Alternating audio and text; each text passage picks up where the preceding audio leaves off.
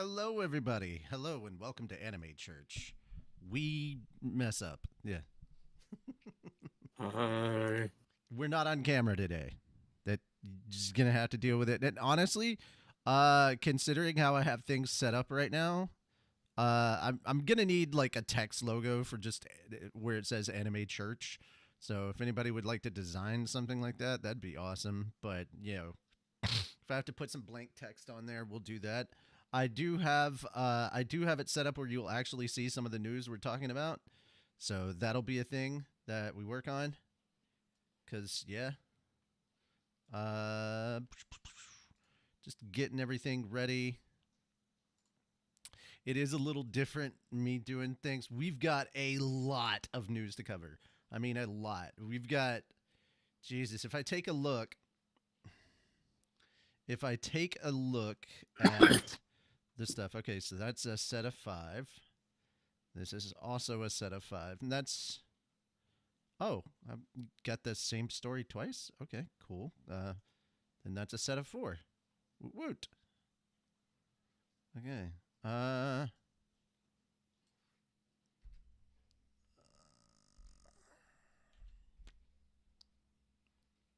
there we go. Set of 4. Okay. So that actually works out much better. Set of 5. 4 is 9. And then another set of 5 is 14. And then another set of 4 is 18. So we got 18 stories, and then we have to review 2 episodes. So, yeah, it's a lot. It's a lot of stuff that we're going through today and working on and talking about. And yeah, I've got most of the first act ready to go.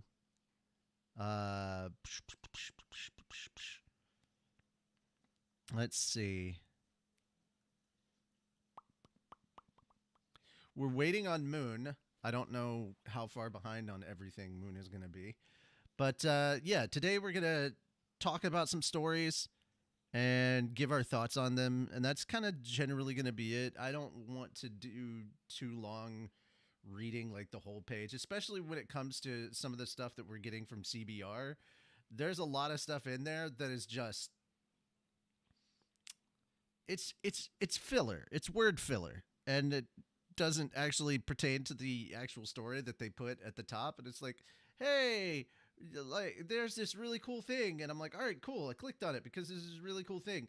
And then there's like 2 paragraphs that have nothing to do with the thing that they're talking about. It's just like here's like some backstory on the topic, and I'm like, I don't need the backstory. Get to the fucking topic. You know, so we'll be coming through with that. I'll be skipping and skimming some stuff down, but yeah. Uh, Moon is supposedly going to be here, but I don't know when. So for now, hi, I'm Richie Roberts, your Minister of Science and Technology.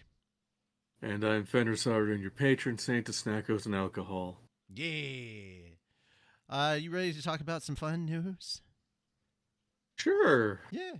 Believe it or not, I actually cut 3 stories out of the gaming block because it was like, there's too much. But I went on to a site specifically for gaming news today because it was like, dude, there's got to be some good weekly gaming news, you know?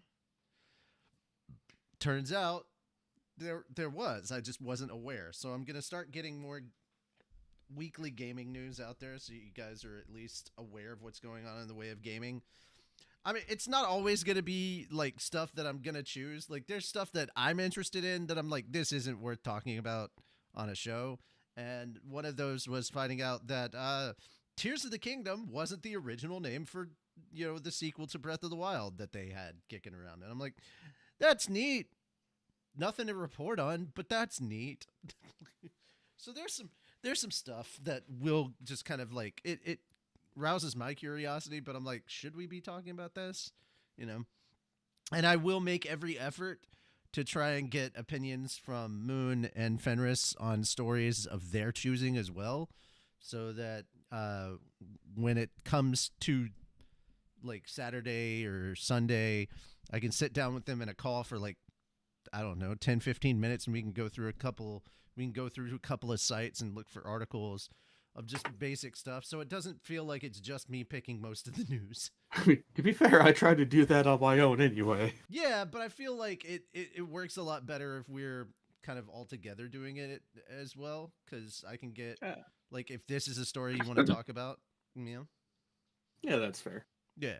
I just want to include you guys more in the process. That's all. That's all. That's all there is to it. Just want to let you feel like you're needed, my guy. All right. It's such a weird feeling. It is. We have a lot to talk about, my guys. A lot. And some of it is just, oh boy. We're going to need palate cleansers. Definitely at some point. So, yeah. All right. Starting off. Tim Burton sets new box office record with BeetleJuice 2. I had been seeing a bunch of reviews that have been coming out for this movie, and they said it was, it was good, but it wasn't like great or anything. It was just kind of okay, And based on that, I was kind of a little worried. And then box office numbers came in, and somebody told me that they were bad, and now I'm hearing that they're very good.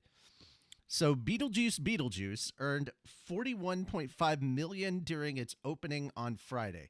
That's just one day. That is amazing. Yeah.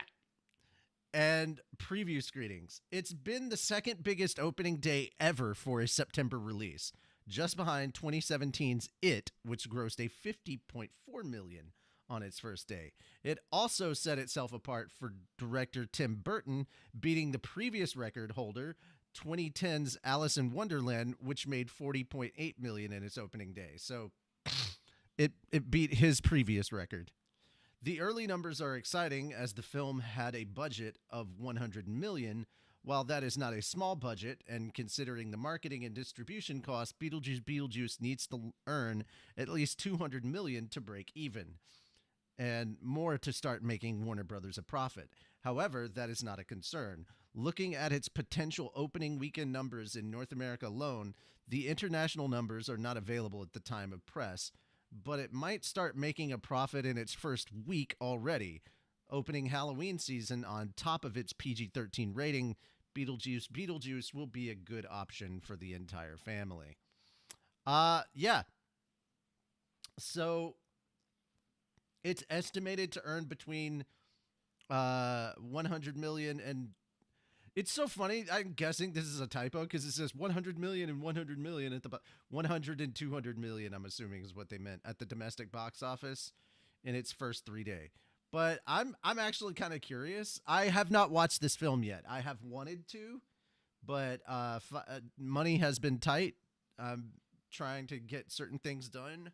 I'm trying to get an M.2 drive to replace my current boot drive, my C drive, and all that, and that's not cheap.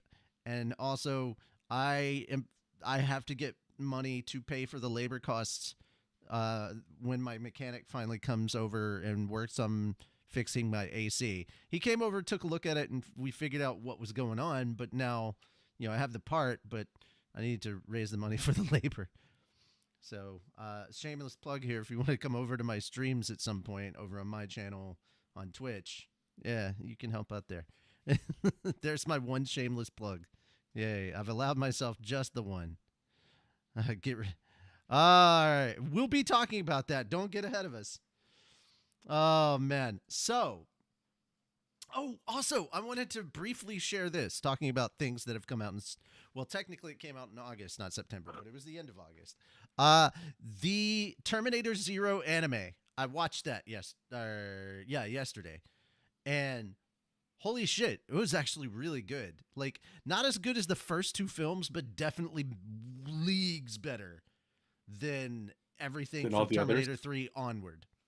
And it kind of explains and canonizes all of the Terminator timelines. What about Sarah Connor Chronicles? That exists too. I was saying, like, is it better than that? I don't know. I haven't watched all the Sarah Connor Chronicles. I only watched a couple episodes. Fair enough. But if I were to go into it, if I were to actually sit down and talk about it, yeah, I think it is. just to give kind of a brief synopsis, it's nice to not be in California. It's good to be in Tokyo for this. Oh, thank God. Yeah, I will say this. This this anime series gives me the vibes that I had when I watched old school anime like Aeon Flux or Ghost in a Shell. Like that, and we're literally having a person talk with an artificial intelligence about, is humanity worth saving? The philosophical discussions that are in this are pretty neat. Not to mention, IG is not shy about the gore. This is in every way, shape, and form a proper proper entry into the Terminator franchise.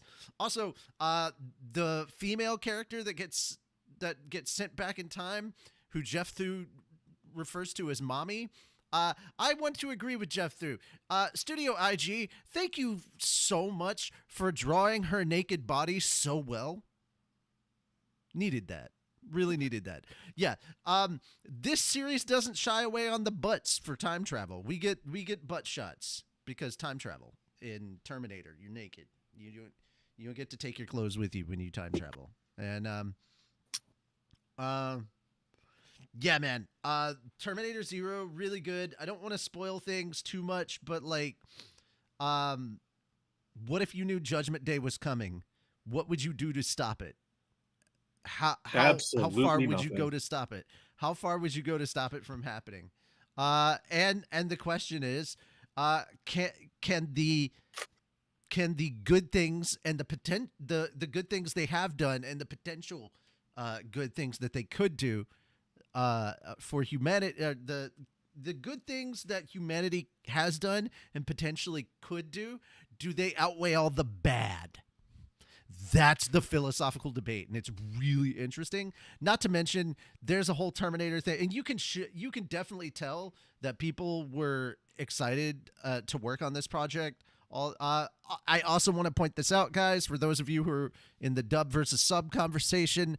The entire script for this was written in English and then adapted to Japanese. So it was recorded in English first and then dubbed over in Japanese. So if you actually want to hear the original, despite what Netflix would have you believe, the original is actually in English, not in Japanese. And I highly encourage you to watch it in English. This is one of those you need to actually watch and not have play in the background. Like, you need to watch this. This is some dope shit. Also, it was nice to see so many variations of the Terminator, because this isn't just the T-101. This is the T-10. This is like the T-100 series, and there's multiple different ones. They're not all Arnold Schwarzenegger. There's female versions all over the place. There's male versions, and they all look different because, you need to infiltrate. You can't all look the same if you're trying to be infiltrators. But do any of them have the rubber skin? No, this is after that. This is Okay. Definitely after that. Yeah. Okay, so this is after they discovered that what's his just name is Terminator. Yeah, this is they are proper flesh synthetic cyborgs. Okay, so yeah, they learned from Zuckerberg. God. Anyhow, yeah, this shows the possibility of multiple timelines and how every time this was the coolest explanation. Every time someone goes back in time, they're not going back in time to their past. They're going back to a new past, which changes and makes a new alternate reality. So all of Terminator is canon now. All of the Terminator franchise is canon. They're just all different realities.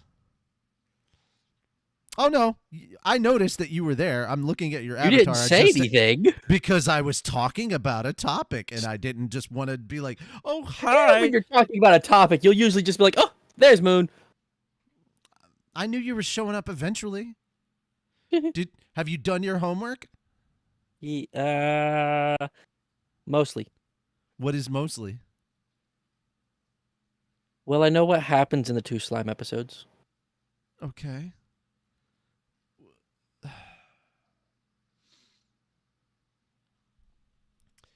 Look, I was doing a lot, okay? You get a pass because you just put your computer back online yesterday. Yes. Yeah. Next week, I expect better. Of course. Yeah. All right. Anyhow, so yeah, highly recommend the Terminator Zero series. It's only 8 episodes, but damn is it good. Damn is it worth it. The kids in there are going to be a little annoying. When I say there are homages, there is a police station that gets shot the fuck up, reminiscent of T1. Also, Oh, that's here's the great. other reason. Here's the other reason why I like this series, because the Terminator has to get kind of creative with weaponry, because this is Japan, not America. There aren't gun shops everywhere you look. Japan in the 90s, because this is 97. So yeah, there aren't a lot of guns in Japan, just so you know. This is, to be fair, this is the most gun violence that's probably happened in Japan in like 40 years. And I don't mean by the timeline of the anime. I mean by the timeline of like You mean 50? us.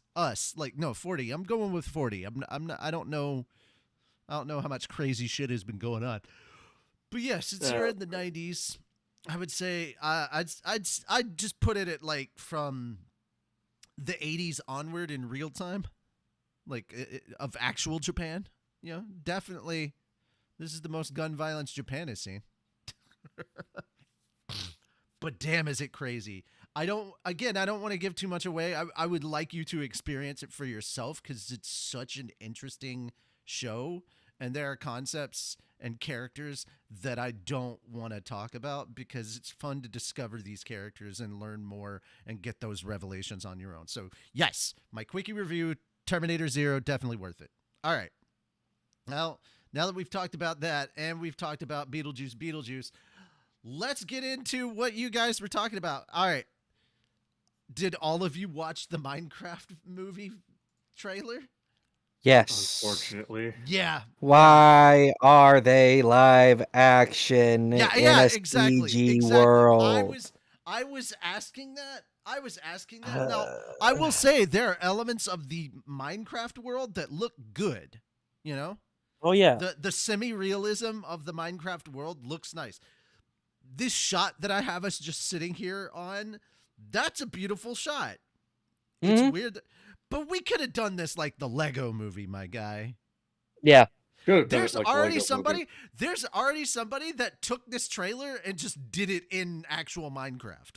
Like made Minecraft animations for this. And it was like, yeah. They literally could have called up Element Animation. Yeah.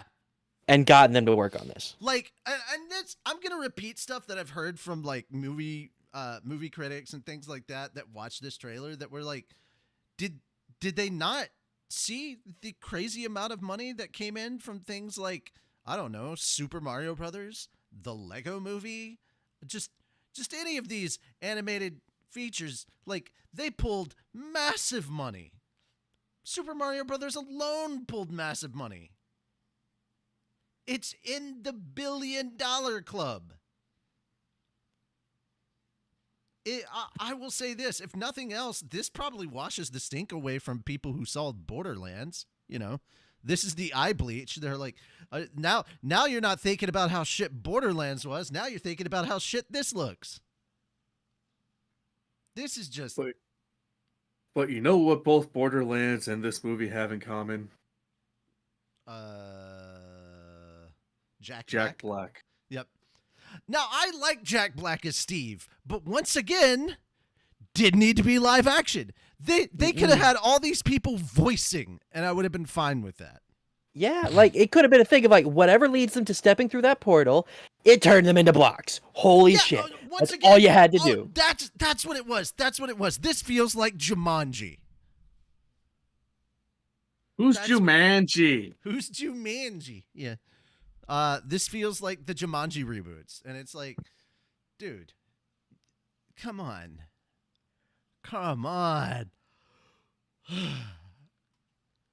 So yeah, I'm not looking forward to this based on the trailer. It looks like it's gonna suck ass, and I hope they put out a better trailer that changes my mind. Hopefully, honestly, okay.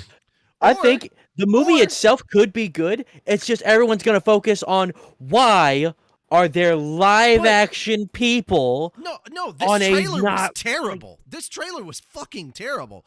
Who cut this trailer? Whoever you are that cut this trailer, Fair enough. you should be fired. This is bad. Like, but to be fair, if this is the best stuff from the movie, then the guy that made the movie should be fired. Absolutely. This is trash, guys. Who did make the movie anyways? And just another sign that studios should not make beloved IPs. It should be left to creatives to, if they want to make a movie out of a beloved IP. Because the studio is just looking and seeing we can make money off of this. But it's like, yeah, but it has to be good for you to make money off of this. Will small kids who don't know any better probably want to go see this? Yes. And they'll go see it. But that's not gonna bring in the money. This is just, stop ruining people's childhoods, my guys. Like, stop. Just stop. You know what's funny? This could also be like an easy fix because all they have to do is like just take out all the live action people. Yeah, take out all the live action people, keep the voices, animate this in the spots that they have left. That's it. Yeah, you make it sound easy until you realize you basically have to redo the entire movie digitally. No, they don't, because most of it is already digital. No, replacing all your live action characters when you haven't done any mocap or anything with digital, that's way more money than you're thinking. You're oversimplifying this. No. I understand that part, but the process still gets a bit easier. Studio not going to shell it out to fix that much. It was a Probably miracle. The whole Sonic the Hedgehog thing was a fucking miracle. Ugly Sonic. Yeah. Which, hey man, Sonic 3, looking forward to it. But you know what? Maybe this will be a thing that Warner Brothers could be all like, it worked for the Sonic movie. Maybe if we did these fixes, right?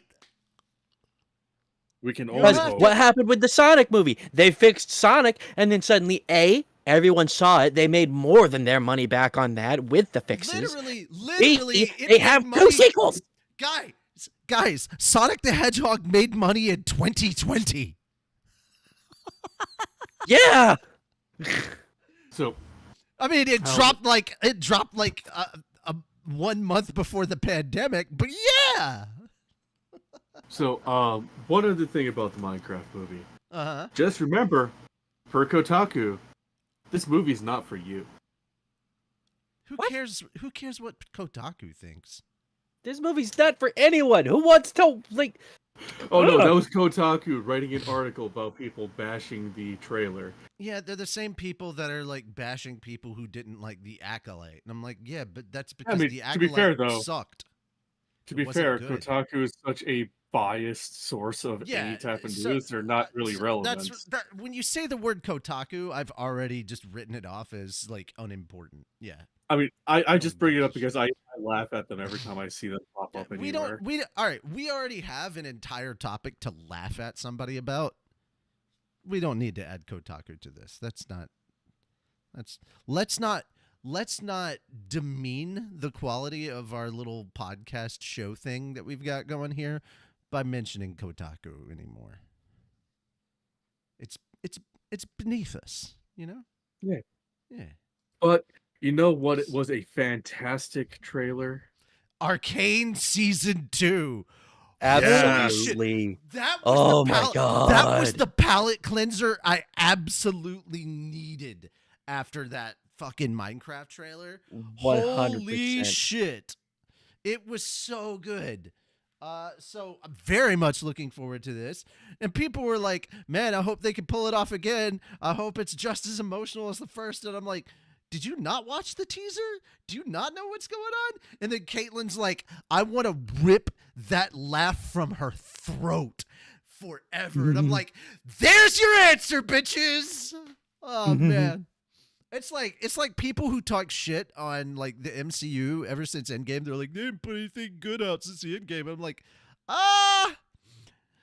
did you watch Moon Knight? Because that's the best acting I've seen in a long time from an actor. Like, Yeah, Dude, that dude did really good. Oscar Isaac playing all those different personalities and switching seamlessly between accents, like you barely notice. It's like, oh my god, yeah. I rewatched Moon Knight recently, and I'm like, holy shit, I forgot how good this series was. Mm-hmm. It- I honestly don't even because think of Moon Knight as a Marvel thing.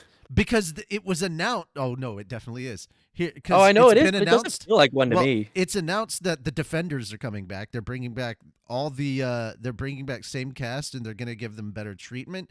And Okay. Moon Knight could possibly be showing up with the Defenders I because would he's like that. technically one of them. Because like I really liked Luke Cage, Yeah, and I think especially he the got actor for that, he was amazing. I think that the guy that played Iron Fist got a really raw deal. But yeah, Yeah, Uh, he wasn't so bad as Iron Fist, but just mm, the show could have been a lot more. Could have been a yeah, lot more fun. yeah. I mean, Ta Wennet is still my favorite character from Moon Knight. I love the fucking hippo god. She was great. Oh She's yes, I love that was the perfect voice for that character too, because she just sounds so sweet. Like the first time you meet her, she's like, "Hi," like, just so happy. Well, no, the first time you meet her is No, she opens the door. They freak out, and then she just says hi, and then they start screaming, and that's the end of the episode. still so good. But it was so good. Yeah, but let's get back to Arcane Season 2. Holy shit, what a trailer. Mm. If you have not watched it, please do watch it. We got so much going on. We got martial law going on up top. Down below, Jinx has become like a symbol for resistance. Mm-hmm. So, holy shit. And she's like, all right, let's take the fight to them. And now she's straight up fighting her sister because Vi's like, fuck you, Jinx. I'm like, okay. You didn't want to be Powder. You wanted to be Jinx. This is what you wrought. And I'm like, dude, this is great. And then hearing the line that the Arcane is waking up. Oh, buddy. Oh, I think that means that, you know, with magic coming back and everything, we're entering a new age, and now heroes are going to be summoned. Quote unquote heroes. But yeah, and we're hitting that. I will say, funny enough, realize we never saw Jace at all in this trailer. So We didn't. It's up Jace in the or air. Victor. Jace or wait, Victor. Oh, well, Victor.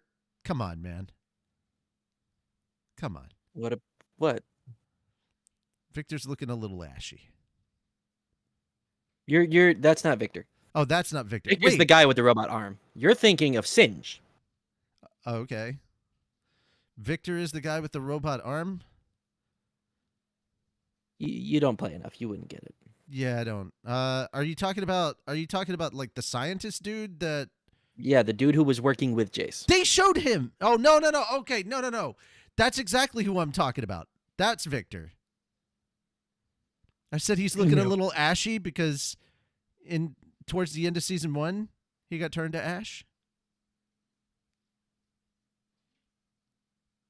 Did you forget that? I really need to rewatch season 1, honestly. All right, so I wasn't confused. I was like, bro, no, you wouldn't see Victor. He's a little ashy, you know. Yeah, he died in season 1. Which is proof that they will kill off heroes. I was just surprised that Jace might be one that doesn't show up for season 2, considering. I'm not sure he's actually dead though. Yeah, I'm not sure he is either.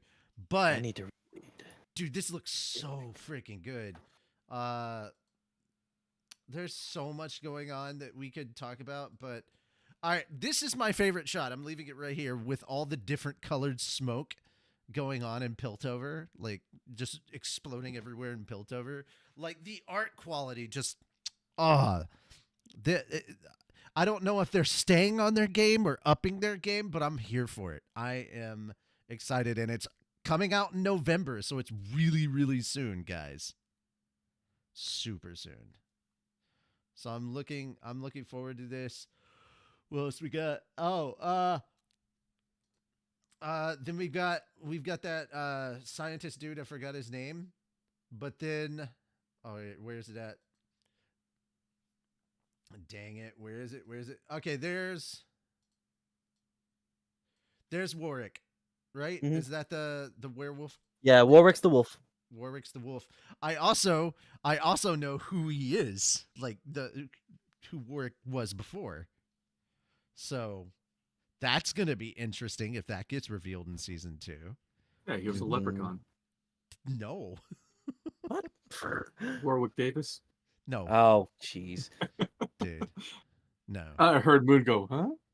Yeah, I was a bit confused by your nonsense as well. Do you know who Warwick is? Fuck, no, I don't know anything about League. Okay, Other than well, the one time I played it back in 2010 when I think his name was Garrus, or not Garrus, let's let's just say not all of the family Garnt, or has whoever the fuck it was. not all of the family has reunited yet.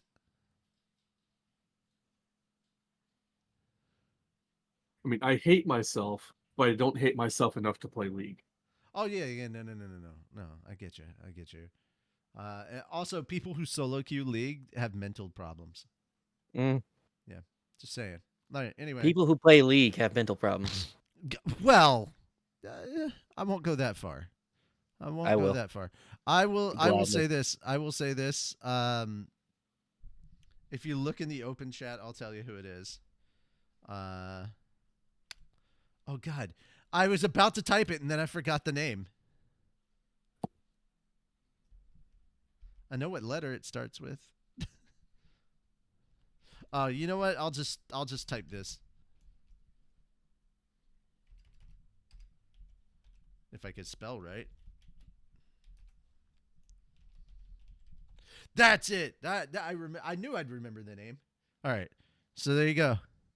There you go, Fenris. That's Warwick. That's the Mm-hmm. werewolf who's been experimented on, and he was sitting there in that tube for all of season 1, basically. Okay. Yeah, that's who that is. So now you understand how significant seeing that character is, because you're like, oh shit, what's about to go Sorry. down? Yeah. Can you imagine a Oh, that reunion between those for three? some reason that reminds me. Mm-hmm. When we go to a KaiCon next year, I need to ask permission from them for something. Okay. All right. I need to see if they'll let me have a phone booth set up inside of it for 3 days. That's up to you, my guy. I am now screen sharing the stuff we're talking about real quick. But all right. So funny story here. Did not realize that the actor for Aang in the live action Avatar was at Dragon Con. Huh. Yeah, had no idea. How about that? Yeah, he was at Dragon Con. So, yeah, Avatar star admits admiration for One Piece character and teases a darker tone for season 2. So at Dragon Con, they got to sit down and have an interview with him. And CBR recently had a chance to talk with Gordon Cormier at this year's Dragon Con about the success and promising future of Avatar: The Last Airbender, which was actually pretty good. You know, not One Piece good, but still damn good. Hmm. All right. Speaking of which, I got to rewatch the entirety of the live action One Piece and noticed a couple of other extra things that it's just so much Yeah. fun every time. Yeah, the Oh. details that are in there, my dude. The details. Mm-hmm. All right, so in an intriguing twist, it turns out that the live action actor for Aang has a surprising admiration for the live action Monkey D. Luffy. As he gears up to return to the bending world, Cormio candidly shared his envy for Inaki Godoy, who of course plays Luffy in Netflix's One Piece. Cormier revealed that he not only respects Godoy's role, but also as a fan of his social media presence, saying, I love Inaki. He's the best. I think he just turned 22. I saw his birthday post. He posts the same photo every year with the same caption, but changes the number. It's so sick. I wish I'd thought of that so I could do it. So I could hit like 11. All right. It's highly anticipated that the second season of One Piece will debut before Avatar: The Last Airbender sequel. Yep. Considering that the showrunners they share showrunners a little bit. Yeah, the Straw Hat crew will explore locations like Drumtown, Logtown, and Little Garden. Discussing the upcoming second season of Avatar: The Last Airbender, Cormier elaborated on the anticipated shift towards a darker tone and how he's gearing up to embrace more mature aspects of the series. Reflecting on the journey so far, Cormier remarked that on Avatar evolution from season 1 to the upcoming season and the darker theme, stating, I feel like I had quite a bit of that in our first season. In season 2, hopefully I'm going to get some more opportunities to be joyful and stuff. I mean, they're both really great seasons, so you get to see both sides of Aang. In the original series, we got to see a lot of the super joyful and filler stuff, which is dope. But with I don't know how many episodes, I'm just assuming that they're going to have to pick it or to pack it together. Yeah. So yeah, season 2 does get a little bit darker in the animated stuff as well. But yeah, any thoughts on this particular interview, or is it just that's neat? It's adorable. It is very neat. I'll give it that. So you guys ready to move on to the gaming block? Mm-hmm. Alrighty. Moon, I do have one here for you. Just so you know, there's Okey-dokey. conversation about FF14. Yeah, I saw it. All right. Okay, that one is already on there. Okay, cool. So, as you guys can see, there is a rumor out that more Final Fantasy games could be jumping ship to Xbox. Recently, there have been efforts by Square Enix to bring the Final Fantasy games to Xbox. Final Fantasy XIV launched its Xbox Series X and S version earlier this March, and rumors suggest that Microsoft is in talks to bring FF7 Remake over as well. The director of Final Fantasy XVI also commented on the potential of bringing more Final Fantasy entries to Xbox based on the success that FF14 had on Xbox Series X and S. Now, Jez Corden has commented on the strong possibility of Square Enix's current slate of Final Fantasy games coming to Xbox.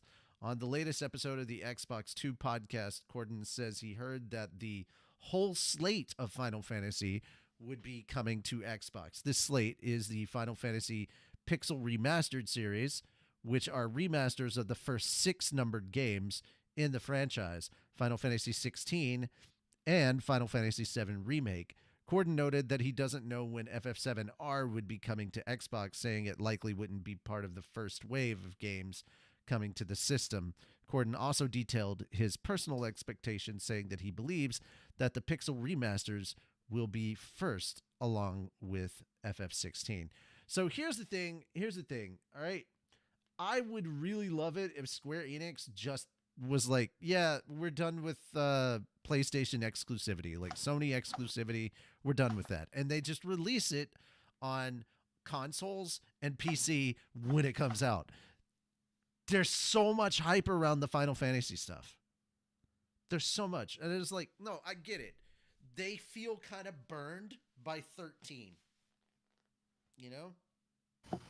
When 13 came out, it was playable on Xbox and PlayStation. But the problem with 13 was it wasn't really well regarded. It was an experiment and ahead of its time. Yeah, well, in some ways. In others, not so much. But Like, I went back and replayed it not too long ago on my 360. mm-hmm. I really enjoy it now. Do you? Yes, going from original Final Fantasy style gameplay to 13, it was jarring. It didn't feel right. Right. Now going the from same Final thing with Fantasy 12 VII too. Remake back Yes. to 13, it's like, okay, I see. Without 13, we wouldn't have this Remake, awesomeness. Remake and Rebirth, we wouldn't have that cool fighting setup if we didn't have 13.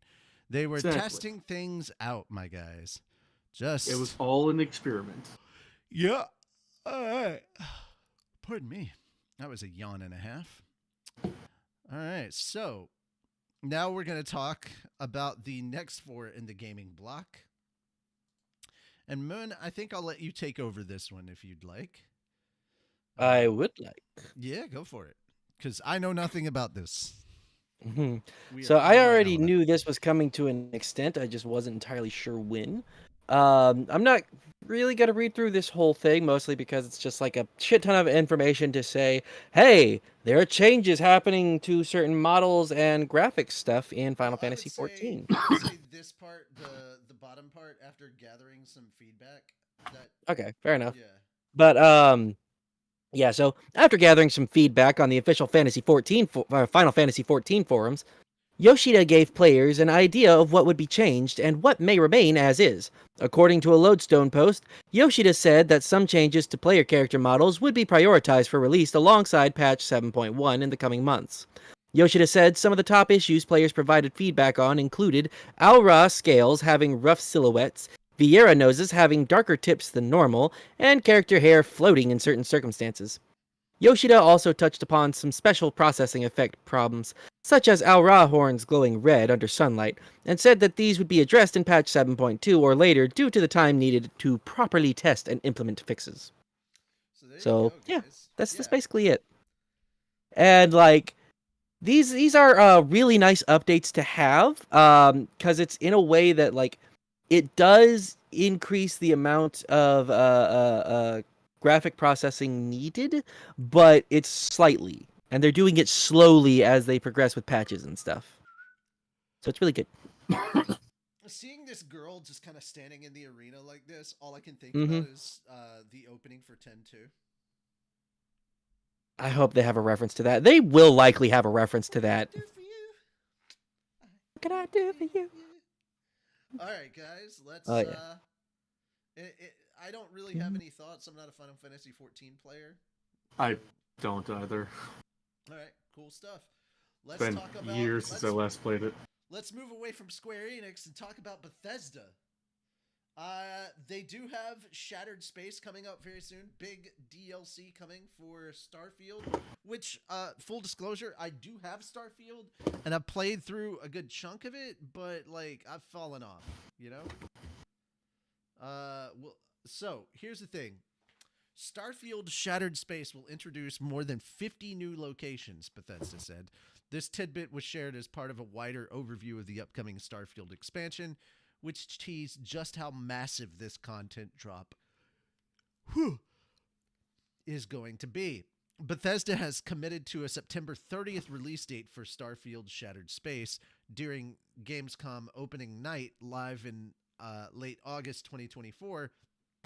Since then, the studio has been teasing the expansion by consistently sharing new details about it on social media. And yet another example of one such move, Bethesda took to Twitter on September 6th to share a brief content outline of Starfield's first expansion. The developer revealed that Shattered Space will feature over 50 new locations in addition to name-dropping 2 more enemy types that the DLC will introduce, Redeemed and Vortex Horrors. The tweet also saw Bethesda mention that Shattered Space will debut new grenades that will be craftable from gross organic materials without elaborating on the matter. The upcoming DLC will also expand on Starfield's Crimson Edge fleet, Spacers, and Vahrum Zealots as per the same source, which reveals that these 3 factions will all be featured in some new content that players will be able to discover during the planetary exploration segments.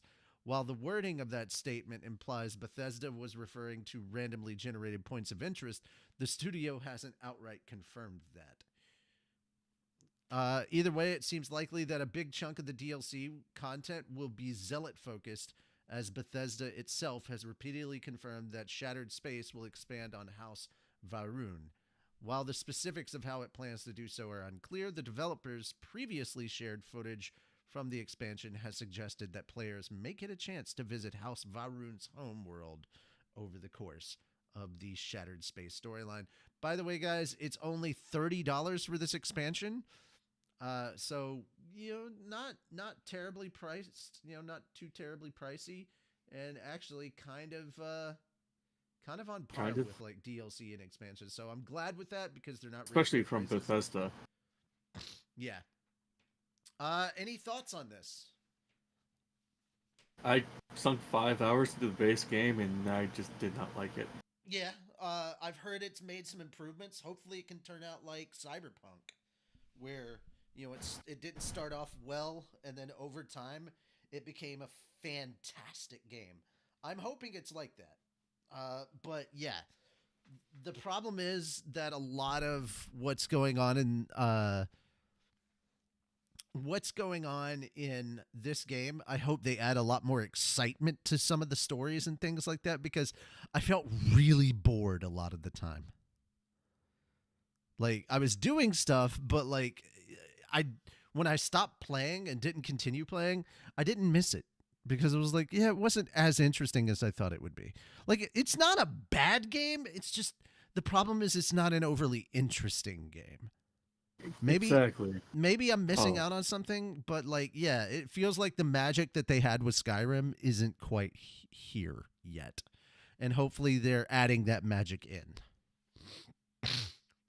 I mean, to be fair, it did exactly as advertised. All the stuff in that 45-minute Vidoc that they showed is there and has been since day one. So they turned in a, like, from a gameplay standpoint, they turned in a really interesting game. But to be fair, it felt like a No Man's Sky clone with a little bit of Bethesda polish on it. And No Man's Sky is already out and a really good game, which reminds me, that's what I'm going to be streaming later tonight. I'll be doing No Man's Sky. We're going to get a bunch of us together. We're going to play No Man's Sky and have a good time. Especially with all the updates it's had. We want to play. But yeah, what do you guys think about this? Let us know your thoughts down in the chat or the comments. Yeah.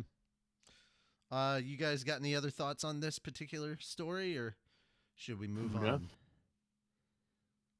I think we can move on. Recently found out that Baldur's Gate developers have added an internal mod manager, like for the game, so you can use mods directly in the game. So they've made a mod manager specifically from the developers, which is kind of cool. Yeah. Baldur's Gate 3 gives players an option to stay on Update 6. Now, here's the thing. Baldur's Gate 3 introduced a way for PC players to stay on Update 6. This option, which is being offered as part of a newly launched alternative development branch of Baldur's Gate 3, can also be used to revert Update 7 by those who have already installed it. Baldur's Gate 3 Update 7 launched on Thursday, September 5th. This latest version of the game is so far only available to Steam users, and that's the downside there. And while the work on the patch's console ports continues, Larian has now offered a way for PC gamers to stay on Baldur's Gate 3 Update 6, its prior major release that debuted back in mid-February of 2024. The developer introduced this option in the form of a new Steam beta branch. Switching to the build is as simple as right-clicking Baldur's Gate 3 in one Steam library and selecting properties from the context menu, and from there, the user needs to navigate to the Betas tab on the following screen and select Release Patch 6 HF9 under the Beta Participation drop-down menu. So, kind of like you need to do certain visual changes if you're doing mods and things like Resident Evil 2. Due to the way Steam development branches work, this newly launched option isn't merely a way to stay on Update 6, but can also be used by those who have already installed Update 7 to downgrade it. Larian said that the decision to offer a way for players to avoid the latest game version for the time being was made in order to allow them to keep using their Baldur's Gate 3 mods, seeing how Update 7 introduces official modding tools. And essentially, I need to copy that, man. Essentially, all but the simplest community-made add-ons will need to be updated to work with this version of the critically acclaimed RPG. So that seems like a good thing. That seems like a W for Larian. They're like, hey, guys, we get that a lot of the mods that you guys are using are for this specific version. So we're offering you a branch so you can stay on that version and continue to use your mods until those mods have been updated for use on version 7, and then you can switch over to version 7. That just seems pretty awesome. W move for them. But of course, that's just my thought. Let me know what you guys think. Of course, in the not in the description. No, you can't do that. In the chat or down in the comments, let us know what you think of this. Is this a W move by? Is this as big of a W move as I'm making it sound like, or are you just like, well, it's nice that a gaming company actually gives a shit about its fans and its modding community? Let us know your thoughts. But that being said, I want to know the thoughts from the two of you.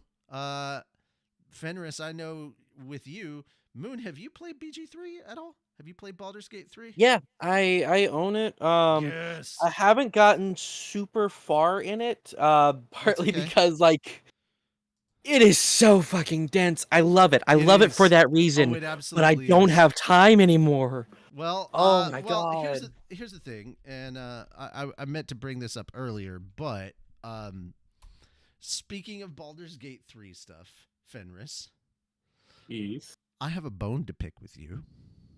Oh, Boots. I was Mhm. there for that.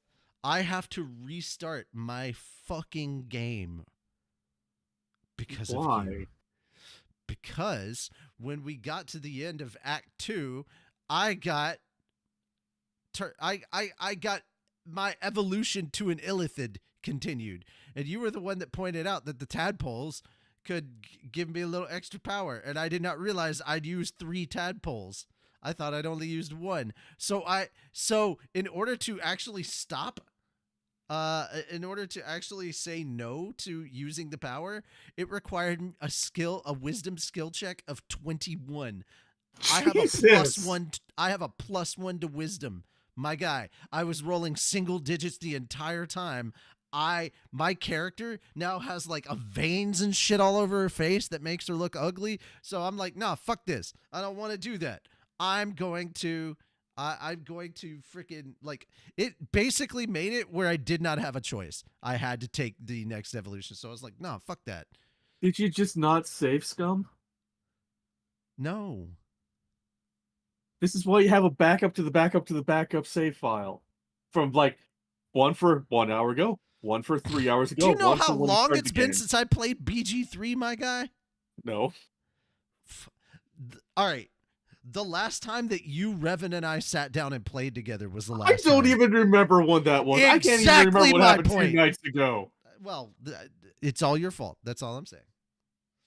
I mean, I don't doubt that. You made my character ugly. How dare you? And now I have to start over with like make the same character again, all from scratch. And then I'll probably play with Moon and Revan when we can get together, and we'll just all play. I would enjoy that. Yeah, you're welcome. You're welcome to play with me, man. But yeah, Fenris, I've given up on playing with you. You're way too busy. Yeah, I don't blame you. I'm not gonna lie, I'm pretty busy too. You're not Fenris level busy, my dude. I don't I know. set still, aside 3 hours every other Sunday just for anime church. Outside of that, I have no free time. Oh, I'm including the streams in D&D as busy because it's things that keep me from doing other things. Mhm. The good Thank you news for is- reminding me, Moon. I have a D&D campaign starting in 9 days. I have to start making time for. Oh, you're welcome. Fuck you. So Moon, I'd also like to go ahead and officially announce that. Every time someone's told me, "Fuck you for reminding me." Sorry, go ahead. Okay, I'd like to officially announce now that you have halfway decent internet that we could potentially see your reactions jumping back up on the Patreon. Yes, I do have to try to get back to editing them, but that's a quick process because it's just really like cutting like maybe 3 bits of it and then looking through see if I want to do any visual gags, which I might not because I don't have the time for that. So yeah, this is by the way another thing I wanted to point out. Another reason why I'm trying to get an M.2 drive in my PC is so I can actually download editing software because I need to. mhm. I need It to get does like help. Premiere or something because when I was using Sony Vegas, the version of Sony Vegas that I was using just kept like not rendering, and so I eventually had to delete it and uninstall it from my system. So Yeah, that now I does have suck. no video editing programs whatsoever. So that means I have a bunch of ideas for things that I want to do with solo leveling, and I want to test them out, but I can't ask my editor to just come in and like make like a little scene or a tiny little AMV at the way I'm visualizing it, because that's time that they can't afford, because they've got to work on projects that are paying them and keeping food on the table, and I don't blame them on that. So I need editing stuff back, but yeah, I've got to find a way to get something like Premiere and I mean, work on that. just saying, Reaper is free. What is Reaper? It's a digital audio workspace. It's what I use to edit Data Bridged. My dude, I'm not talking about sound only. I need No, to work no, on this was video. for. I edited the video in it. Okay. I'll Like- look into I'll look into that, but the other reason I need the M.2 is for the fucking space. That is fair. Yeah.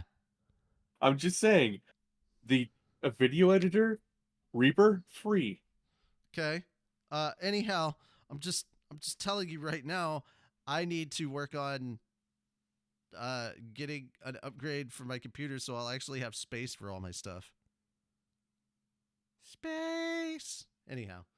All right, let's move off from Baldur's Gate real quick and let's talk about Black Myth Wukong. Holy cow, what a response this game has had. If you don't know, this deals with the Monkey King. I know, This not is- Luffy. No, not Luffy. No, actually, this is Wukong is who Goku is based off of. Yeah. Yeah. So lots of Journey to the West stuff, and like I love how people are learning about Sun Wukong right now, and like slowly starting to talk about his lore, and they're like, oh, so he's like all powerful, and they're like, no, he actually starts off this way, and they're like, oh my god, it's like, yeah, and then he was banished inside a mountain because he lost. That was also Buddha's hand. Yeah, because Buddha's hand, like Buddha holds everything in his hand. So no matter how fast Wukong is, he could not escape Buddha's hand. It was great. Just learning people like now discovering who Sun Wukong is. That's just great. So yeah, when the trailers want and a stuff good, for this video quick- came out, it looked sick. I've seen people playing it a little bit. I really want to play this and check it out. It does come across a little bit as kind of a Soulsborne like game, but I don't know, man. It looks so interesting that I don't care. I'm not a Soulsborne kind of player. I don't know. But, yeah, neither am I. But I would but still this play looks this good. mostly just because it's Wukong, and I'm like, ooh. Yeah, this was one of the most highly anticipated games. It came out August 20th. Okay, so making the most of that momentum, it quickly reached enough concurrent players to become the most played single-player game on Steam ever. Mm-hmm. Yeah. You know what was previously holding that record? Pal World. Power World. Yeah. Mm-hmm. Adding to its achievements, the RPG also sold more than 10 million copies within 3 days of its arrival. Most recently, sources have released updated sales figures for the game, giving an insight into its huge revenue. As mentioned in a Bloomberg report, Black Myth Wukong has raked in $700 million so far, after selling over 18 million units in just 2 weeks since launch. This is already 10 times the investment of the $70 million that was made into the development of the game over a period of 6 years.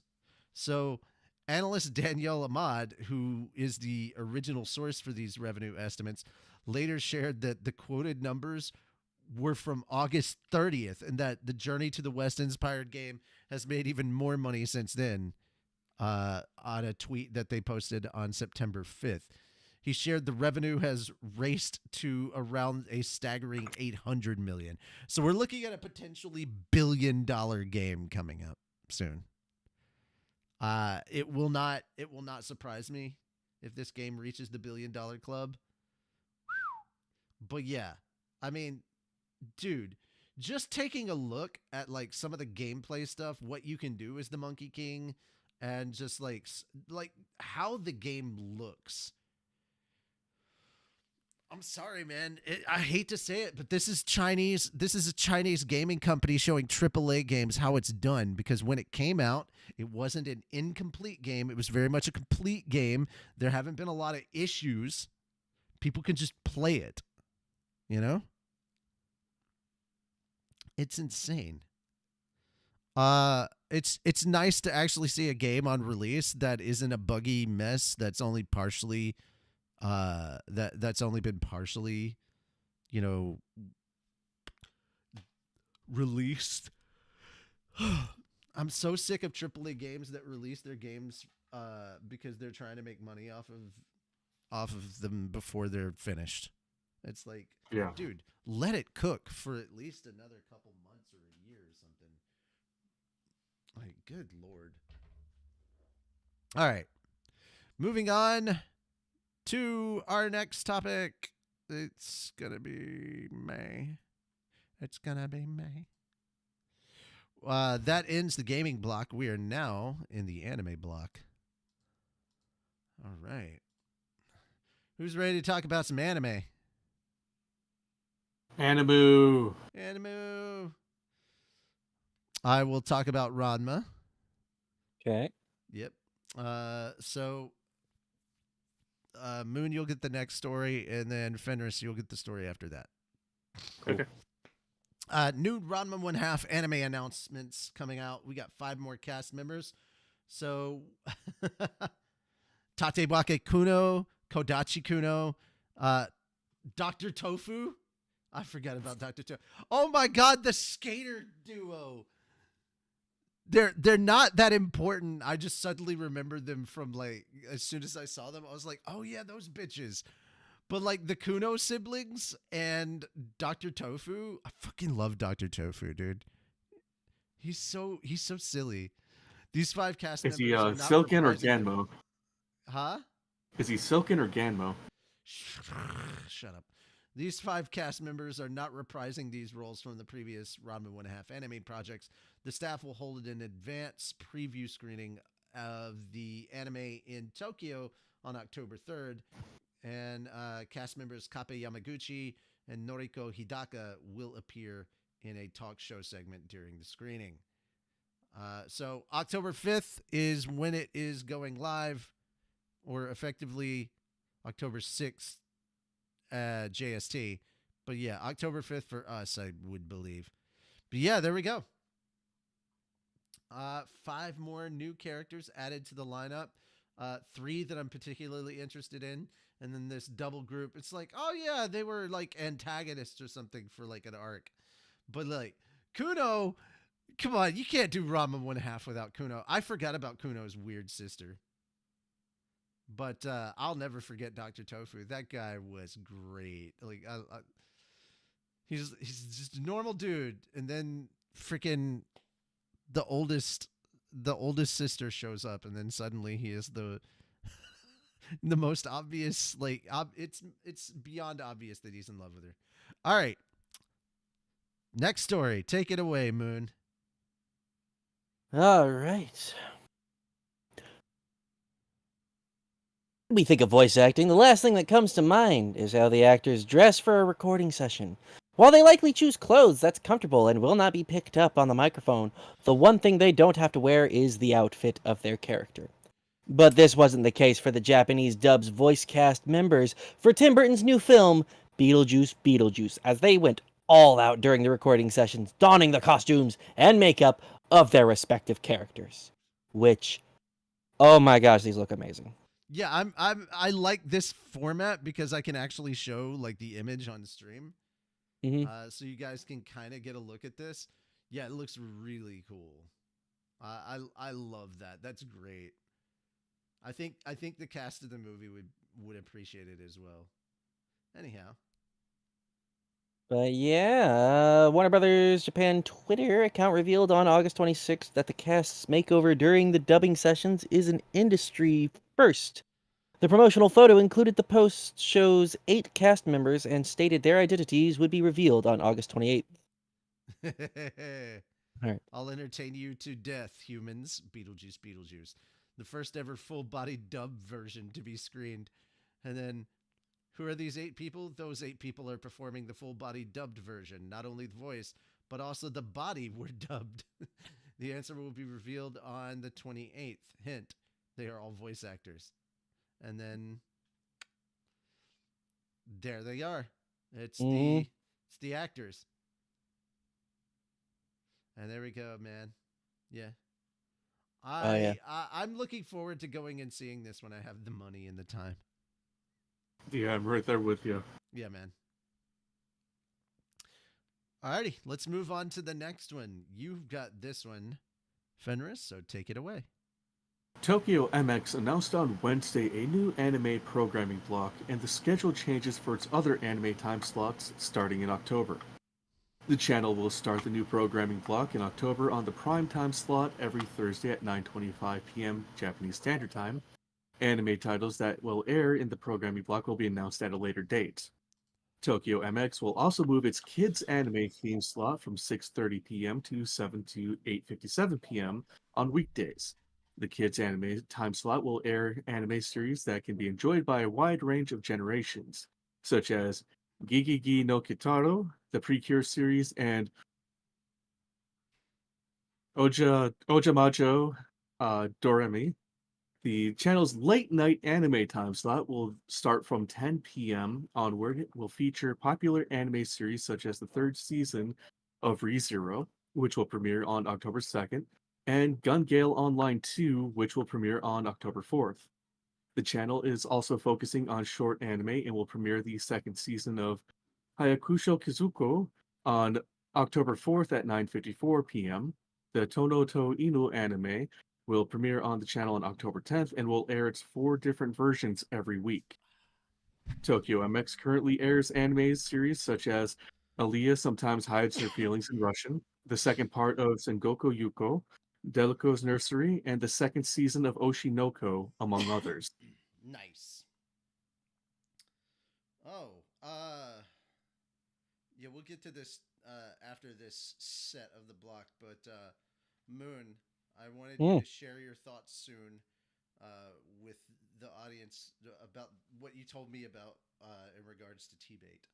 So fair enough. We'll do that after the. I am so looking forward to his review on that. It's just book 1 and 2, guys. It's I really know. early on, but I'm really interested in hearing it. And in 2 days, Tuesday the 10th, that's when I get my credit for Audible, and I'm gonna use that to gift him the combined 3 and 4 books, 3 and 4. So there we go. All right. So moving on to the next one, Moon, I'm gonna let you talk about this one because Yandere Dark Elf. Why not? I mean, who doesn't want that? Please, I would love. The hair, the shape. I just want a yandere. Oh. I love all of it, man. Jesus Christ. Anyways. I thought you'd be more into kudere. I listen. Wait, are you talking to me or Moon? You. Listen. I have a weakness for women who will stab me in my sleep. Are you sure that's not tsundere? All because they think I'm dreaming of another woman. Look, dere is dere, my guy. All right, moving on. WW Wave Corporation announced on Friday that its new deregular anime label is producing a television anime adaptation of Nakanosora's Yandere Dark Elf. She chased me all the way from another world. I'm not gonna worry with reading the. Yeah, you told me same. that title. I'm like, oh my god, dude. please! Like, she chased me all the way from another world. I'm here for it. Let's do it. But yeah, debuting in 2025. Seven Seas Entertainment licensed the manga under its Ghost Ship imprint and will release the first compiled book volume on October 8th. Seven Seas Entertainment describes the manga. Sonohara Hinata thought defeating the evil overlord and returning to high school in Japan marked the end of his otherworldly adventures. But when Mariabelle, his first and most fervent ally from the magical realm, follows him home, his daily life takes a fantastical turn. Just a month after his return, Mariabelle, a dark elf with a passionate and slightly obsessive love, declares they're meant to be together forever. Now, Hinata must navigate the halls of high school while living with a magically jealous girlfriend who takes school crush to a whole new level. Join them as they tackle life's unexpected twists in this exhilarating rom-com adventure. My guys, I need the Vegeta Let's Play of this anime. Yes. Do you guys remember Team 4-Star Vegeta plays Yandere Simulator? Oh my god. That was so good. I gotta find that. Funny. It's so funny. The only thing funnier than that is is when Vegeta forced Krillin to play Alien Isolation. Got some robots. E.T. with an erection. It's so funny, dude. I love it. All right. Guys, Crunchyroll is now streaming Spy Family Code White, the anime film, as of September 5th. Now, I'm just going to say it's there, and that's going to be kind of the end of this. The rest of this is just kind of information you don't necessarily need. But basically, yeah, that's how it is. It's up. It's now available. You can watch the Spy Family movie. Yes, I call it Spy Family. I don't say Spy X Family. That sounds silly. But yeah, there we go. Now, we're going to get to the second half of this anime block in just a second, but we got two quick things that we want to address. Number one, I want to throw an anime shout-out recommendation to those of you out there, because this series, which I started when I started the first two episodes, I was like, yeah, the story looks kind of good. The animation, I thought it was just kind of a trash isekai. No, it's actually pretty good. Failure Frame. Definitely would recommend it, especially after the last episode. Failure Frame is fucking interesting. It is so fucking interesting. So, yes, I recommend Failure Frame. I was so happy when they finally animated it. I've been reading the manga for the last 2 years. Oh, okay. Good. I'm looking forward to checking out the light novels when I have the money and time. I got a lot of books I got to catch up on, my guy. Yeah, I feel that. All right. And the second thing we're going to talk about, Moon. Would you please give us your review for the first two volumes? Yes. Of T-Bait. So, T-Bait. Oh. So much fun, first of all. Like, damn good story. I told you it's good. Like, it's really interesting having him be it's Earth, but not. Yeah, exactly. Because it's like the way he talks about certain things, the way he talks about stuff, it's like, oh, it's kind of like if Earth got a little mixed with some Dragon Ball-esque powers, sorta. I describe it as futuristic medieval. Yeah, that would be a good way to put it. But well, no, because like their kings are chosen by like strength and power and by actual ability to lead, and it's like basically how they like kind of how their society is. It's kind of like futuristic medieval in a way. Yeah. But so the thing I said to Richie first when I started talking about it was when the dragon lady told him to call her grandma, I fucking cried. Oh, Sylph. That hurt my heart. Sylvia. Yeah, Sylvia. And she was like, if you would do me one favor before we finish, just call me grandma. I was like, Grandma Sylvia. Like, and then, dude. The elf girl. Oh my god. I'm sitting there just thinking, like, it's just a regular elf girl. I didn't catch on at all. And then it's like the king and queen come up. I was like, oh, our daughter. And I'm like, holy shit. Okay, speaking of that, I'm gonna look up a thing for you. Okay, you ready? Sure. You ready? Because you can see this, right? Yeah. All right. There you go. Oh. Do you understand who these two characters are? Yeah, that's the elf princess, and that's our boy. That's Arthur. I forgot his name. Arthur. That's it. Yeah, that's Arthur.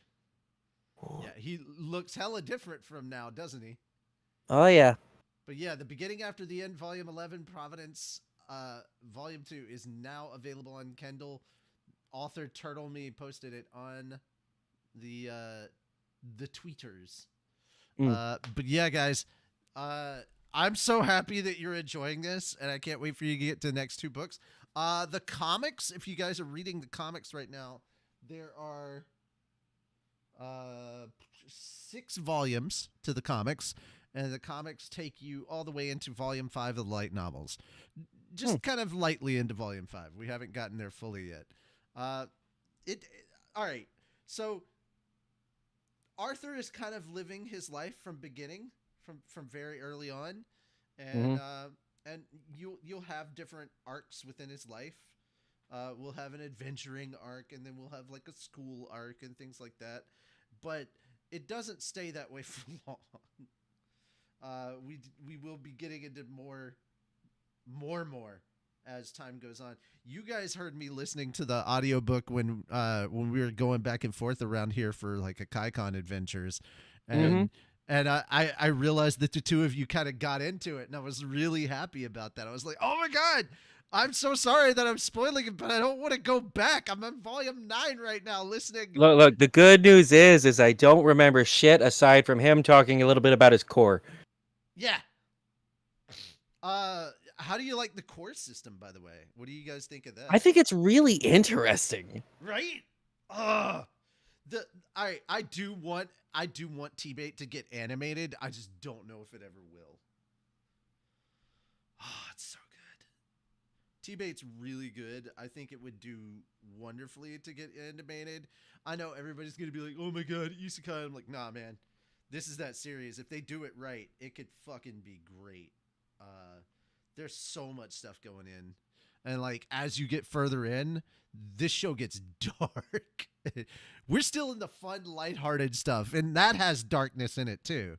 Like when he rescued when he rescued Tess, the first time he met her, you know, that was some dark stuff. How he ended up talking to Sylvia, you know, how he ended up down there in the forest, that was a little dark. Yeah. That's really dark. Mean, well, And like him just waking up next to the corpse that is already aged enough to where there are maggots and shit in it, and it's like, bleh. And that's baby stuff compared to like the dark shit that happens later. I just remember like certain parts. I was like, oh yeah, that's a little dark. And you're like, no, that's pretty dark. And I'm like, nah, it's not really. You'll forget about that pretty soon when like the much darker stuff happens. But it's so good. Fenris, are you checking this out as well? Yeah. Oh, where are you at? I just started rereading volume 1. So I completely forgot where everything was. How many Fair volumes enough. do you have? 1. Oh, Oh, it's all good. It's all I good. can only afford so much right now. No, I get you. I absolutely get you. I understand being on a budget. I am fortunately going to be reading volume 11 relatively soon. So I'm looking forward to that. I can't wait to dive into volume 11 and just go ham, cry, grin, all those different emotions. Can't wait for them to play all over my freaking heart. But yeah, now that has been covered, let's jump back into the second block of anime. We only have 3 anime stories and then one we're gonna laugh at, and then we'll get to covering the episode of Slime from this week and the episode of Tower of God from this week, and that will be the end of the show. All right, so Dragon Ball Daima dropped an anime trailer showing more cast and the opening song. And I had a chance to watch it earlier, and I watched it today, so it's very fresh in my head. You know what? I don't hate this. I thought I would really not like this. This seemed, even though they're in like chibi forms, like everybody's in chibi forms, this still seems fun. Still seems like there's an interesting plot going on here. And, it's, I hope it's not like turning Goku into a kid with GT. I really, it did not come across that way here. In this trailer, it didn't feel like, hey, we're shrinking everybody because it's a fun gimmick. It didn't feel like a gimmick. It felt like a plot. It felt like a narrative device. And I'm like, all right, if you pull this off as a narrative device, I think that's good. But also, guys, this is the last thing that we have outside of Sandland, I think was the name of the game that's coming up. Yep. These are the last two things we're getting from Akira Toriyama since his passing. Mm-hmm. So, for the love of all things that are holy, please don't fuck this up. That's all I ask. But I have cautious optimism. I'll say that. Watching the trailer, I was like, yeah, Dragon Ball. And then I watched it and I was like, I have cautious optimism here. All right. Interesting. Tell me what you guys thought. Did you guys see the trailer? And if so, what were your thoughts on the matter? I'm burnt out by Dragon Ball Z and everything. Two things. First, still hard to believe it's Dragon Ball is 40 years old. Yeah. And the reason it's called Dragon Ball Daima is because they're in the demon realm. And it just Where they're gonna be. fucking blows That's my boys. mind. Secondly, the song that they chose, the opening theme, Well, the PlayStation. really suits Dragon Ball as a whole. It gives me like the early Dragon Ball Z vibes. Boy, if that bakes your noodle, wait till you hear that PlayStation's turning 30 this year. Mm. I'm aware. I am well aware. The good old Nintendo PlayStation. Yep. All right. Also, would like to hear your thoughts and opinions on Dragon Ball Daima. Have you watched the trailer? And if you did, what did you think? Like I said, I've got cautious optimism. If any of you out there have the same thing, let me know. Did this look like something you'd want to watch? And if yes, why? If no, why? We're actually genuinely curious. Let us know. All right. That being said, let's move on to the next topic. Guys, we got like a full trailer for Saint Young Men. Sadly, it has no subs to it whatsoever. But, dude, it just looks funny as hell.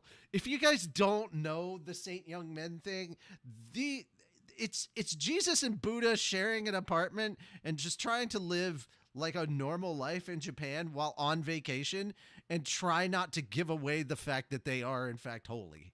To be fair though, Richie, Funny as hell. we've had topics, this exact same topic pop up like every other week for the last couple months. Right, but there's finally a trailer for it. I know, and I was laughing so hard, dude. It looks so good. It looks so stupid. Looks so stupid. A demon is interviewing to live with them, and they're like, nah. I'm like, yes, this is so good. Here's my thing. I want to see more of it. Like, I've seen this as an anime. I wanted more of it as the anime. It was so good. So good. Okay. So we got, I'm going to say the characters' names. So we get the other cast members that now are included are Taisha Kuten, the god of war and thunder. There's an original character, a battle hermit for this. Benzaiten, goddess of music and art. Brahma, the personal conception of the universal principle. Archangel Micah. Michael. Mara, the incarnation. Oh, I'm sorry. Archangel Michael. Correct. Mara, the incarnation of human desires who raised his daughters by himself as a single father. Wow. Mara's youngest daughter, Mara's oldest daughter, Mara's second oldest daughter, and Johan, or is it Johane? I don't know. I think it might be Johan. Could be Johan. Toho will open the film on December 20th. I really want to see this. It looks adorable and silly. It's just like lighthearted, silly comedy. Try not to get caught that you're two deities just walking around trying to live normal human lives in Japan.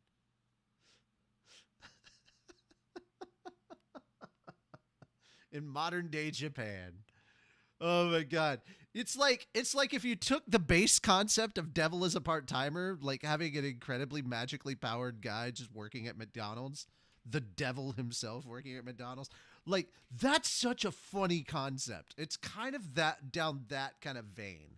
It's definitely not exactly that, but like it has kind of that vibe. That's all I'll say. Anyhow, let me know if you saw this trailer once again and what you thought about it. Pardon me. Did either of you get a chance to watch it?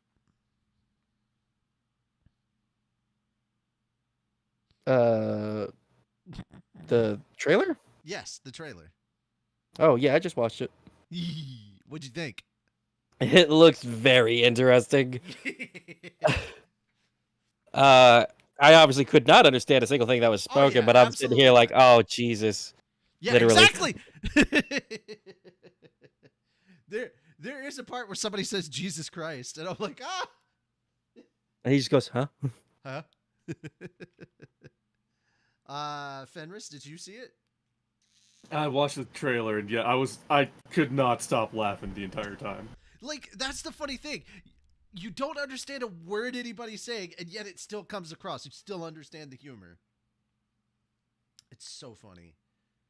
I tried telling my parents about this. I was like, so just imagine that like Jesus and Buddha come down from like their holy divine areas to have a vacation. And they're like, okay.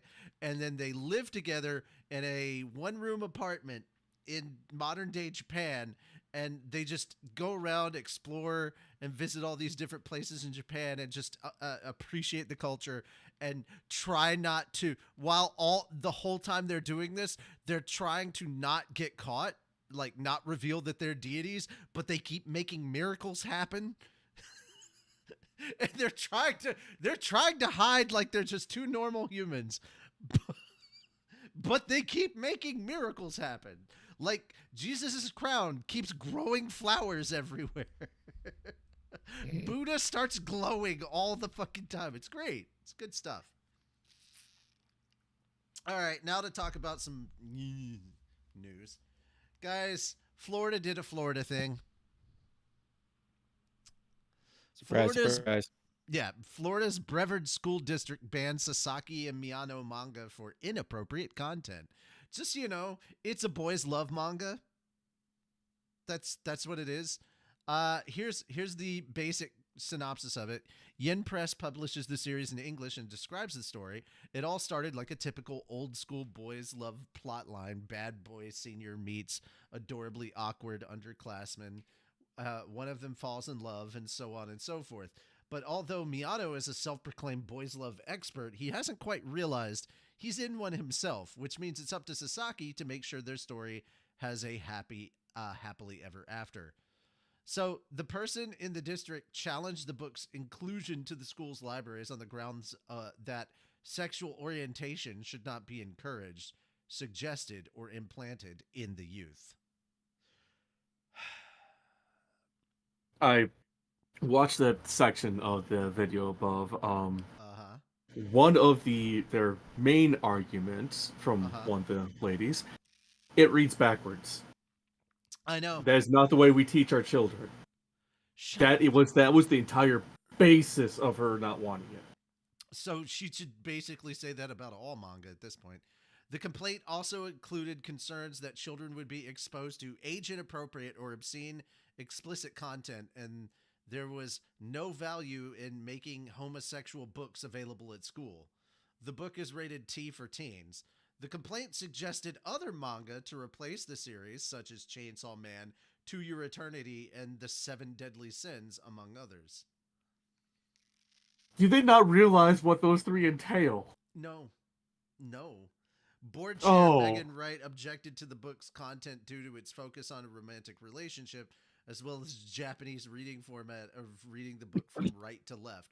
The district's book review committee had previously recommended to keep the book after determining that the book did not violate Florida's statute. But the board voted 3-2 in favor of banning the book. Here's the thing, guys. We don't normally talk about politics, but like when something this dumb is happening. Also, I want you to understand there's nothing inappropriate in this manga. It's just it's a boys love manga. And you know I don't want kids reading this homosexual filth. And it's like, bro, it's not filth. Like it's a romance manga. They're not actually like, this isn't gay hentai that's being put in our school, you know? Like, shut the fuck up, man. Besides, there's far worse on the internet that they could say so. Like Also, yeah, it's like, we have to protect our youth. Meanwhile, you're not checking what's on your iPod or what's on your tablets or your computer. It's like, man, shut the fuck up, man. That's what you have when you have a country full of prudes. All right. Let's end our news stories on just a little bit of a laugh. Okay? We're going to check out the review for episode 68 of season 3 of Slime. It's the previous episode when the first day of the Tempest Okay, he's Founders back. I'll be Festival right was back. happening. Yep. Okay. So, they go, while this isn't a boring episode by any means, it's a frustrating one, not because of bad writing or anything like that, but simply because Rimuru just being himself. You see, Rimuru, despite his seemingly boundless luck and power, is a pretty terrible ruler. The reason Tempest has grown into an emerging superpower has less to do with Rimuru's leadership and more to do with him having supremely competent subordinates. While he does give his country direction, he is completely ignorant of the details and implications of his orders. That part I can agree with. Like, Yes. that's 100%. Like, I'm like, okay, accurate. Maybe this guy finally has a good review for a change. Then we go to this. In this episode, he both dramatically strengthens and weakens his country on the international stage. On one hand, showing off Tempest's culture, its food and art, is a good thing. After all, if the rich and powerful value things made by non-humans, then it's likely these ideas will trickle down to the lower classes as well. However, on the other hand, his lack of interest in what his scientists have been doing led to the leaders of nearly every neighboring nation learning how to mass produce the Hippolyte herb. No, it didn't! And it wasn't him not paying attention, it was them not telling him. No, it was very much Rimuru not asking and not paying attention, and he gets criticized for that. The key ingredient in high-quality healing potions. Now, this might not have been a problem if it weren't for the fact that healing potions are Tempest's main export. Here's the thing. They're not able to produce Hippolyte herbs the way... He didn't reveal how they do their high potions and their, like, 99% draft. They didn't reveal those secrets. They just... Again, somebody not paying attention to the episode. If you paid attention to the fucking episode, you would know that none of this is true. They didn't reveal the secret about how to make it. They just stated, hey, if it isn't for the fact that there's magicules, this Hippolyte herb is no different from a weed. People aren't going to be able to run around and inject magicules all over the fucking place because most of those people can't mess with magicules. And Tempest isn't going to lose out because it's a monster nation and it's covered with fucking magicules. Like, oh my God, dude. They're not going to be able... All right, this is another person that doesn't understand what's being said or talked about. Let me cut you off there. This is the same person who's been reviewing this entire season that we keep poking fun at because he doesn't pay attention. All right, so here's my thing. No one's going to be able to outproduce Hippolyte herbs over Tempest because they have an entire dungeon that is being fueled by Veldora's magicules. They literally have a floor now for growing Hippolyte herbs. Not just that, but They're good. with all the monsters around, the forest surrounding Jura would do it. Or Right? No, Tempest would do it. absolutely, dude. This person is not properly paying attention. Rimuru better hope that this festival course leads to a major shift in Tempest economy, like he's been hoping, because he's crippled it in it as it currently stands. No, once again, that's what I'm saying. This is why it's so dumb, because this guy, we don't know how long it takes for normal grass to become the Hippocte herb in a magicule-rich environment, but that's exactly how much time his near monopoly on potions will last. My dude. The reason there were so many Hippocte herbs in that cave is because Veldora had been sitting there for 300 years. My guy, not every country out there has a fucking true dragon. Not just that, gonna but replace them. Not just that, but also keep in mind, Rimuru also has the ability to reproduce anything he's eaten. Yeah, I simply, well, actually, he can't reproduce those things. Okay. Yeah. All right, so that's where we're going to stop talking about our stories. I'm gonna move the. I need to actually move the spoiler alert tag over. But yeah, guys, that is it for all of our news coverage.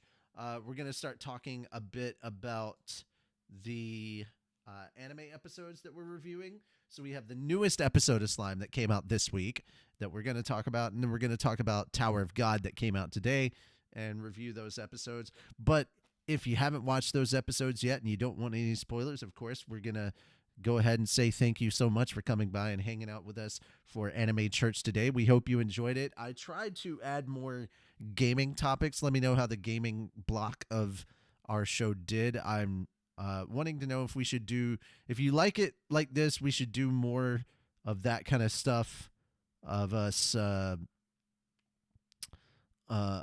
just putting out more gaming content at a later time. In any case, or just put up more gaming content from week to week. In any case, or if yeah, you'd we'd like love to be able hear. to see the articles with us while we were going over Yeah. them. Let us know that if you like the new format a bit more, because you can actually see the articles, or if you like the old format, we were just talking as on screen and playing dress up. We're not dressed up, or at least I'm definitely not today. Dressed up, man. I don't have pants on. I'm not going there.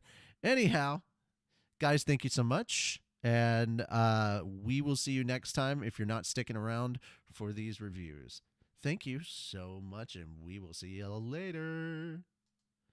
All right, time to talk about the anime. The spoiler tag is up. We can talk Slime. Let's talk this episode of Slime. This time we got the tournament, or at least the first two rounds of the tournament. The explanation of the Big Four. As the Elite Four. The Elite Four. I keep wanting to call them the Big Four. The Elite Four. Obviously, Moon and I know what's going to happen. We've definitely been reading the light novels at this point. We know what's coming. We know what's happening. But it's still a lot of fun to watch. I loved watching the Rock Lee reaction for this because I won't say anything specifically, but like they were like making guesses as to who they thought would do well and who would win and all this other stuff. And it's just so funny. They're like, somebody actually predicts it correctly, and then they're like, oh no, never mind. They're going up against this character. They can't. I'm like, damn it, you said it right. But yeah. So we have that tournament, and we end up with some pretty good fights. Which fight was your favorite out of all the fights that happened in the anime? Which one was your favorite? Gopta versus Guy, I think it was. Gay? Stupid guy's name was. No, the guy who got knocked out by Rongo. No, this is the part that pisses me off the most, right? The guy whose name is spelled G-U-Y is pronounced Gee. The guy whose name is spelled G-A-I-Y-E is pronounced Guy. No, his name is Gay. I am It's gonna stay standing on that that way. hill. And the way you pronounce it, you don't say gay, you say gay. That's how Absolutely. you say his name. There is no other way to say that man's name. I don't care what the sub or the dub tells you. His name is gay. Dude, sometimes it's just really funny seeing people who deserve to get like put in their place. It's so good. That was your favorite fight? Yes. All right. Moon, which one was yours? I didn't watch it yet. Remember? Ah! I know. I need to watch it. How dare you? What are you even doing here? I've been busy and working and moving and. You better have your homework done next week. I should. Okay, cool. All right. My favorite fight was actually Guild versus Lion Mask. That was a fun one.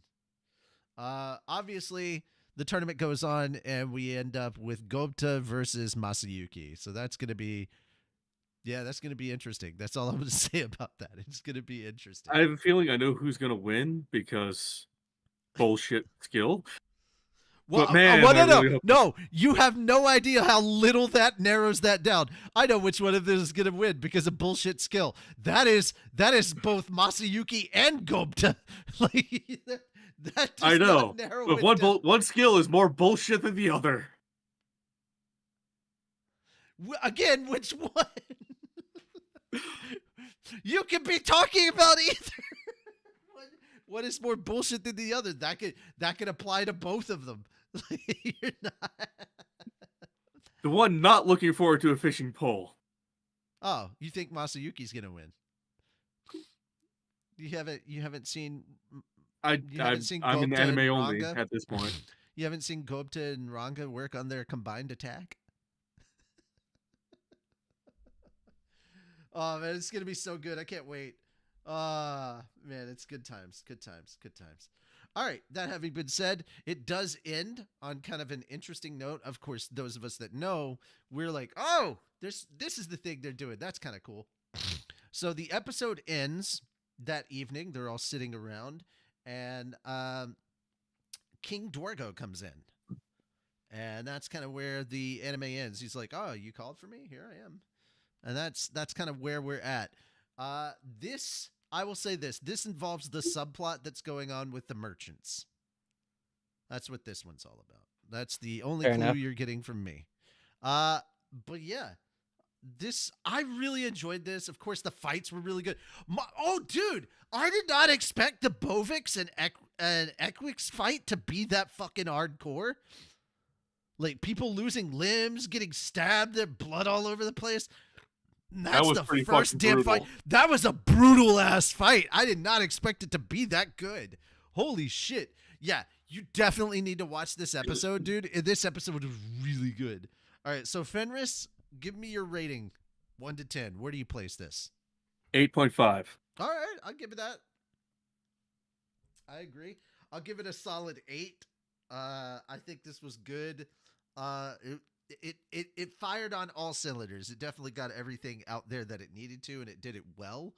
It made the happy chemical in the brain. It did. It made the serotonin was there. I got my dopamine rush. I was really good. So yeah, let us know what you guys thought about this episode of Slime this week down in chat or in the comments below. Hello, Timbo Slice. Also, hello, Salaire. I'm sorry I'm late in saying hello, but we had to cover the news. But yeah, those are our thoughts and opinions of this week's episode of Slime. Now let's move on to Tower of God.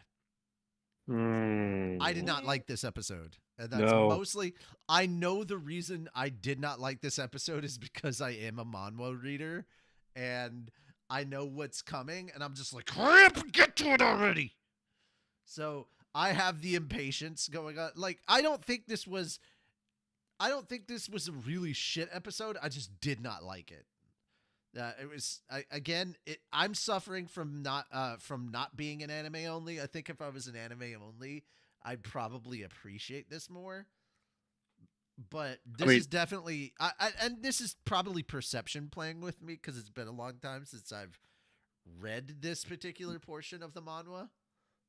There's some crazy shit happening in Tower of God right now, and I'm not going back to reread because I need to keep my mind on what's happening at this moment. But yeah, this is the first time that it felt like the anime really dragged to the point that it was like, uh, yeah, I think the anime is slower than the manga. I'm not 100% sure.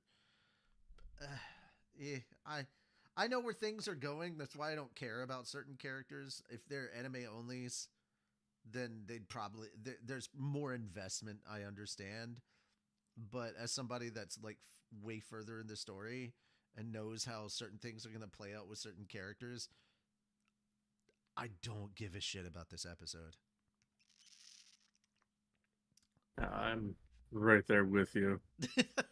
Again, I think it's because we're manga readers and we just know the outcome of not only this specific story, but like the characters in all these specific stories.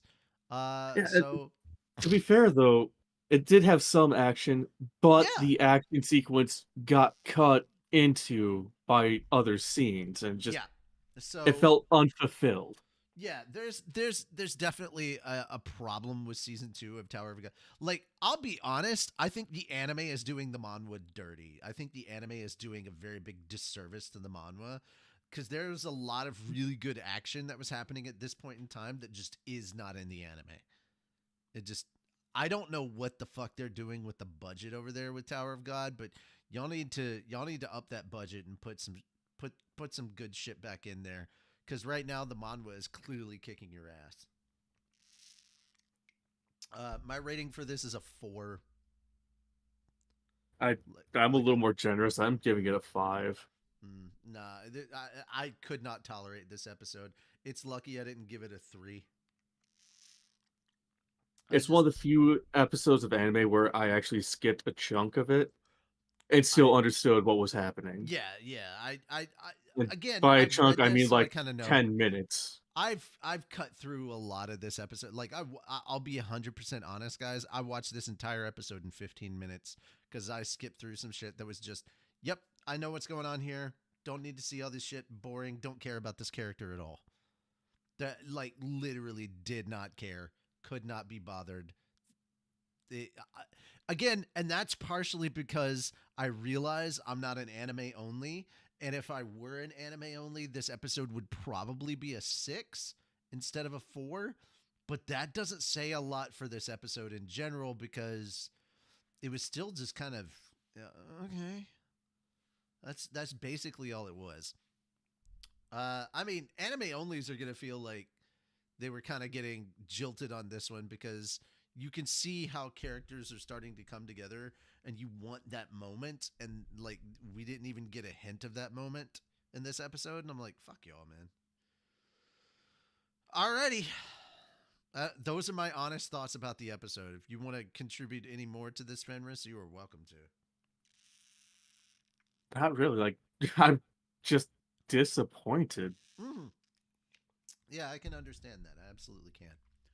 All right, guys. That's it for us for the show. We hope you like this. Let us know if you like the new format. Absolutely want to know that. Uh, and give us your thoughts about the anime episodes. We want to know.